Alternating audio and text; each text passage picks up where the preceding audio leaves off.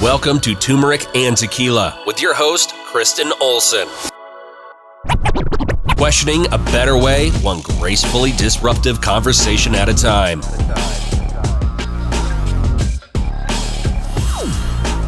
Welcome to Turmeric and Tequila. I am pumped today because this is the first cast I've actually done by myself. And we're getting into the why. Why did I start this podcast? Why am I doing this? First things first, cheers. I have a holiday festive mug. It is almost Christmas. This is by Lolita, custom wine glasses. Cheers. Quick sip. We're about, I think I have 17 casts out there and I've probably recorded about 25. So now's a good time to talk about why am I doing this at all. My listen. If you know me, we are right on time, KO time, and right on brand. I'm going to make this one probably a little bit shorter than most of my casts, hopefully, and tell you some background on my personal and professional experience, why all of a sudden I want to start a podcast. Probably we don't really need one more podcast in this world, but this one's important, I promise you. And what goals are for right now with it, I think it's going to be an ever-evolving conversation, quite literally, and we'll see where everything goes. But why am I doing this? I think the best way, again, is to talk about background. I kind of have this random eclectic experience of backgrounds. That's my spirit animal, the elk in the back, by the way. I hail from a sports and athletic family. We all played everything from lacrosse to motocross to football. My brothers, my parents were water skiers growing up, so like super random stuff. I played lacrosse in college, and I actually had to go out east because it was a very East Coast sport at the time. And in Colorado, back in the day, now it's huge out here, there was nothing. So went to George Mason University, kind of learned how to navigate myself and recruiting and sponsorships back then because I was, a Midwest kid playing an East Coast sport, and I wasn't the most attractive potential asset to East Coast teams. I was a little behind. However, I knew I could work and get in the mix. So some early life lessons were happening then.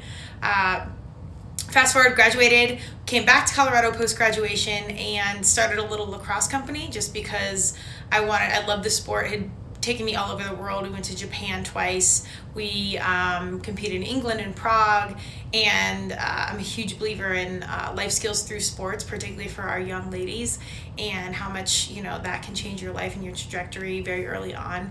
So I started a lacrosse company, not really knowing anything. Colorado Rising Stars Lacrosse, full mouthful, very little R&D, research and design, and or market analysis around name and branding and mission. We just put it out there. But we did everything from team sales to camps, tournaments, charitable stuff, everything, just to satisfy the market and kind of bring lacrosse to life in Colorado.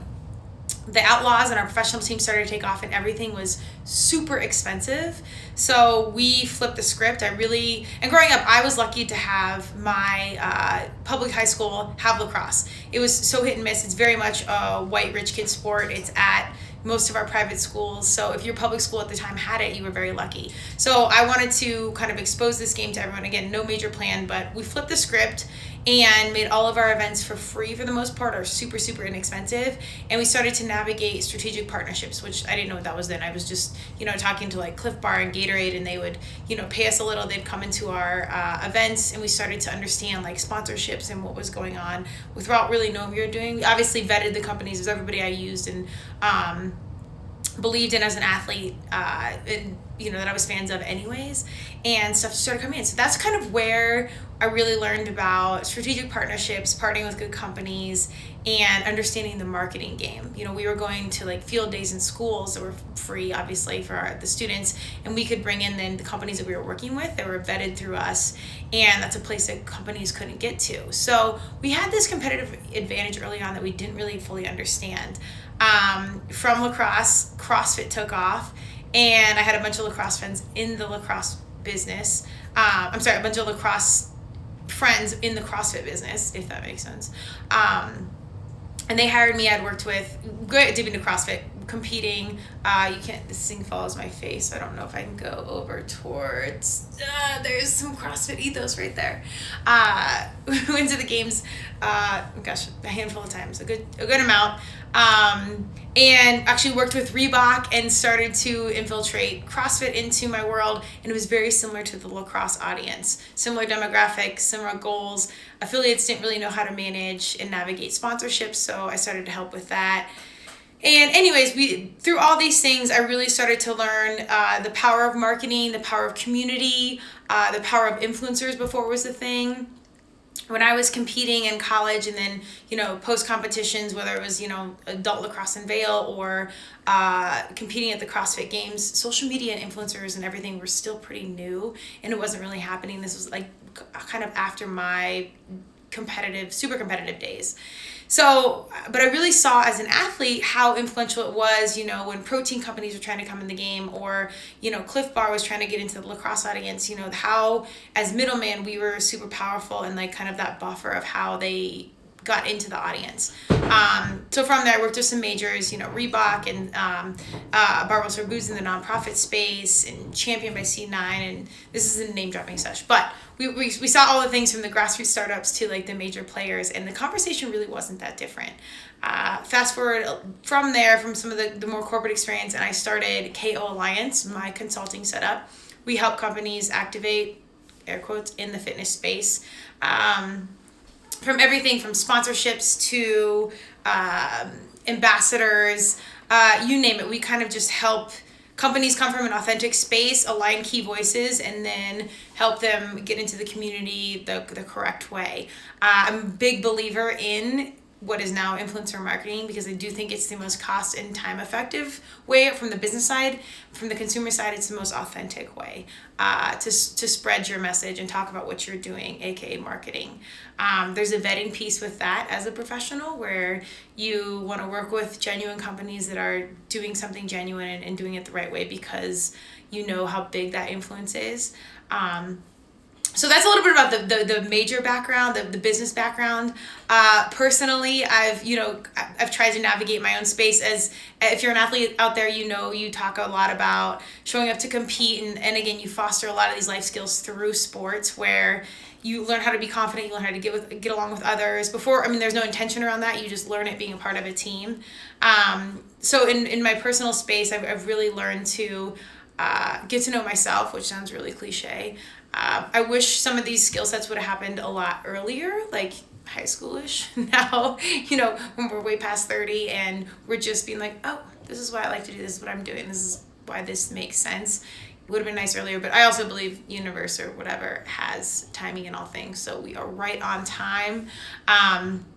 We've done a lot of, soul searching, personal work, however you label it, and understanding what I really care about and why some of these things matter. And if anyone's ever done like core values, like really getting to know what you care about. Again, some of this sounds cliche, but it's very, very real. My top three are like honesty, independence, and creativity. Creativity was an absolute wild card. I didn't know, but then if you look at my house, you can't see a ton of it. We got all kinds of wild things. So that was just kind of happening without me knowing it. And then independence, if you know me, you already know. And then the honesty, that's not as basic as it sounds, which everyone should be honest. That's the truth. But there's like a piece of transparency that's really important to me, is like my core values. And that's really where this podcast stems from. Growing up as an athlete and navigating, some of the sponsorship space on that side, and then getting on the business side and navigating as a professional in the business world, that not everything is super transparent in the marketing world, particularly when it comes to nutrition, fitness, and supplements and all of that. However, there's a lot of really great companies that are doing it really, really well. So as I worked with companies and I worked with really great humans that were speaking on behalf of companies, or were training and were supplementing, not even just their income, but their mission and their message alongside great companies that could help fund that dream and that message, there was some phenomenal things going on. So this cast is really about that. It's about highlighting really great humans and really great companies and people that have a message and providing a platform for people to speak. It's not about the amount of followers or the potential listeners we'll have in the cast or anything like that. It's literally a platform for my what I would call my varsity humans, people questioning a better way to share their message. And a lot of them are not influencers are seeking that platform. And in fact, I don't think a lot of them really know how important their message and how incredible their experience is. So that's kind of where my push comes in. It's like, come sit down, come talk to me. Like, let's put this on record. I promise you there's someone out there that will relate to this. And anytime you can streamline process or learning about yourself in life, it's invaluable. So that's one of the goals of this, is that you can hear it and be like, oh, I get it. That person was never seeking to be an influencer, doesn't have 1 million followers, doesn't even care to be in front of the spotlight. I'm going to drag them out here and I'm going to put them on the mic, because I do think some of these messages and experience are incredible. And so a lot of it gets overlooked.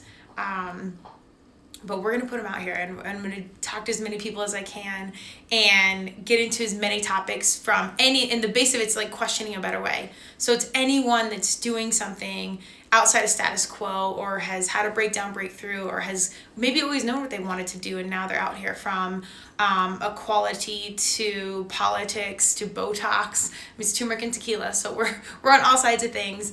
We're going to talk about it all, and we're really going to pull back the layer. My first line in everyone that comes on the cast is, this is a safe space to talk about what you want to talk about. So outside of your respective trade, if you're great at marketing, or you're great at CrossFit, or you're a professional basketball player, if you don't want to talk about it, you want to talk about equality in the workplace, or your mom's CBD cookies, or whatever, that's what this is for.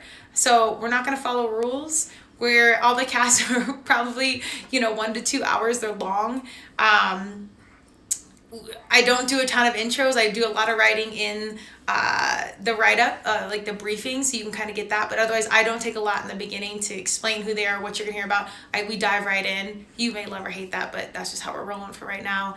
And I'm not going to edit a lot, and I haven't edited anything. I basically put our intro and outro out on the cast, and we just let it flow. So I really want this to be as raw as possible, and as open as possible, and we'll kind of see where that goes and what stems from there. I'm absolutely loving it thus far, and I'm so appreciative of the humans that have come into my world thus far, and the openness and the space and grace that they have provided for me to conversate with me and talk about things they care about and how they question a better way. Because anyone that knows, stepping outside the norm and doing things outside of status quo is not easy. Like, it's a really hard road. It's hard to choose the path that isn't already kind of trailblazed for you. So we're here to champion that and then talk about it. And it will be an absolute evolving process. I don't really know where it's going to go or what it's going to amount to. But if nothing else, I'm so appreciative of the humans bringing into my world and the messages that people are putting out there. And, the cliche statement, if it impacts one person positively, it was all worth it. And that is the truth.